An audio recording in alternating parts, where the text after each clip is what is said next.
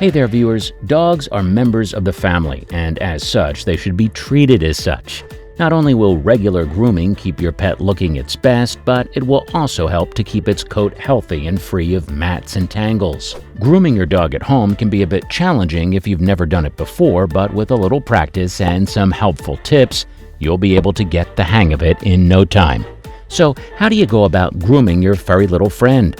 What things should you keep in mind, and what things should you avoid doing? Be sure to hit the subscribe button and stick around till the end to find out how to groom your dog like a pro. The right equipment for the job. Always keep in mind that a dog's fur and skin need completely different levels of care and attention depending on their breed. Smaller dogs require more frequent care than bigger dogs, and thick-furred breeds will require more attention than short-furred ones. There are different tools needed to groom different dogs. For example, you'll need a bigger brush for a German Shepherd's coat than you would for a pug or a Chihuahua's. Also, make sure that you don't use human hygiene products when grooming your pet, as our bodies differ significantly from a dog's. A lot of the chemicals in our hygiene products may even be toxic to most animals, so make sure to buy products specific to your pet's breed and size. We realize that it may be confusing at times, but once you understand everything you need to have, it'll get a lot easier. Hey, if dog grooming was so easy, they wouldn't have made a job out of it, would they? The dreaded bath time. Your dogs need to have regular but not frequent baths depending on their coat and breed. Frequent bathing will get rid of essential oils on their fur and cause them to become rough and dry. You'll be surprised to know that there is actually a correct method to properly bathing your dog. If you want the most efficient way to clean your pet, you'll be needing to follow these 2 steps. The first step to bathing is start at the top, literally. Always start from the neck up. Use a damp cloth to wipe the area around their eyes and the flaps and folds on the inside of their ears. Never use a Q-tip to clean your dog's sensitive ears, as that can easily cause damage to the eardrums and are generally irritating to most dogs. Alternatively, you can use a wet, soft cotton ball or gauze instead, but it's preferable to use a damp cloth. Next step, washing the rest of their body. Most dogs only need to bathe once or twice a month, but during shedding periods, weekly bathing will help remove dead hair and pet dander. Use warm water to wet your pup and apply a mild shampoo from the neck down. Lather and scrub thoroughly, making sure to get the concentrated areas with fur such as the chest and the hind legs. After letting the shampoo sit for a while, rinse your dog with warm water again and make sure to get all the shampoo out of the fur before drying. Rub the coat vigorously with the towel to get the excess water out, and then use a blow dryer to achieve maximum fluff. Care for the coat. While dogs don't need frequent bathing, they'll need to have the fur brushed at least twice or thrice a week to get rid of matted fur and stuck dirt. You need to trim and brush your pup's coat to ensure that they always look and feel their best. Matted hair should always be dealt with immediately when noticed, since it can reduce air circulation and may cause several medical problems in pups of all ages.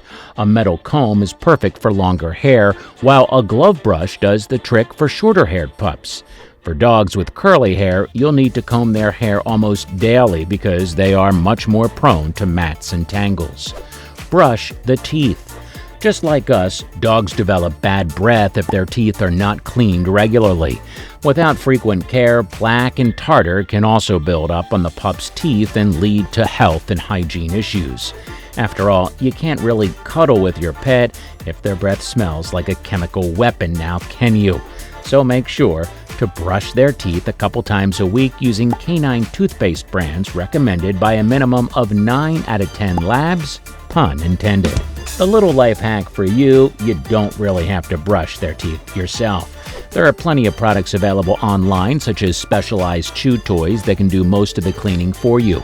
Your dog will be brushing their own teeth while thinking that they're just playing with their favorite toys. A little bit of deception will make your life much easier. Trim the hedge. Cutting your dog's coat down to size will require a keen eye and extra patience, plus a lot of treats to keep them distracted while you work. A pair of scissors will be enough for dogs with shorter fur, but you should start with clippers for dogs with longer fur if necessary and then continue shaping it with scissors. Trim the pup's fur in the direction that it flows, as going against it will create uneven lines on their coat. Place the clipper flat on their fur to ensure that you don't accidentally cut too deep and hit the skin. Be careful with sensitive areas like the underbelly and switch to using scissors if your dog is getting uncomfortable. Also make sure to trim in between the paw pads as they collect most of the dirt that your pet comes in contact with on the ground. The most important tip of all is to have a bit of practice before cutting your dog's fur. Not everyone can be a barber without training, and you definitely don't want your pet to end up looking like a top contender on bad hair day. Cutting the nails. Some dogs naturally reduce their nails when they walk on hard surfaces like concrete or pavement, but others may require frequent personal trimming. Overgrown nails can cause walking difficulties and also may break or curve inwards, piercing the paw pads. Most dogs are nervous when getting their nails cut. The easiest way to get your pup accustomed to the process is to start trimming their nails from a young age to get them used to it. Give them treats in between each leg session to further encourage them as well. You'll be needing to use a specially designed clipper that will ensure that you don't accidentally cut the vessels in their nails. Only the part of the nail that is hooked needs to be cut. Your dog will handle the rest by walking around on hard surfaces and filing it down further naturally. However, if your dog is giving you a hard time, it would be best to let a vet handle it. You can't win them all, unfortunately. Paw Patrol. Taking care of your fluffy canine's paws is a very important task since, well, they need them to walk, don't they? A pup's paw stays in contact with the ground at all times, so unless you're one of those owners who makes their dogs wear shoes or carry them everywhere you go, you'll be needing to check the condition of their paws regularly, if not daily. It just isn't for the sake of cleanliness, but also to ensure that they're not dry, cracked, or injured in any way. We've already talked about trimming the hair between the paw pads before, but that's not all that you must do. Use a clean, damp cloth to wipe the paws when they get too dirty and apply a good paw balm regularly to prevent them from being dry and cracked, especially if you live in a dry, hot, or windy area. Pup Masseuse. All dogs love a good belly rub, but simply petting isn't the only thing you can do for your furry friend.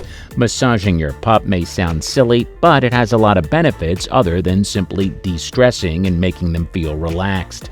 Not only does it promote overall well-being, it can help heal minor injuries through rehabilitation, improve body functions by promoting circulation and lowering blood pressure, and also strengthen the bond between them and yourself. So how do you massage a dog? Well, first of all, don't massage your dog like you would another person.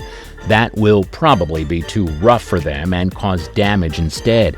You'll want to use gentle motions and techniques to make sure they're as comfortable as possible. Make sure they're already calm before you begin. You can't really get in a good session if they're trying to run laps around the house. Start off by gently petting them all over while talking in a low, soothing voice. Massage the areas that you can't usually reach, such as the neck and shoulders. Take your time and determine which parts of the body your pup prefers getting massaged. Don't try to force yourself on areas that the dog is uncomfortable with, and instead focus on places that it likes. Once you finish, they should be totally calm and relaxed. Over time, you'll also learn to pick up on subtle differences in your dog's behavior and reactions, which may alert you to any issues that they may have. All right, comment down below any other grooming tips that you may know. Don't forget to like the video, subscribe to INFORAMA, and check out some of our other videos. And we'll see you in the next one.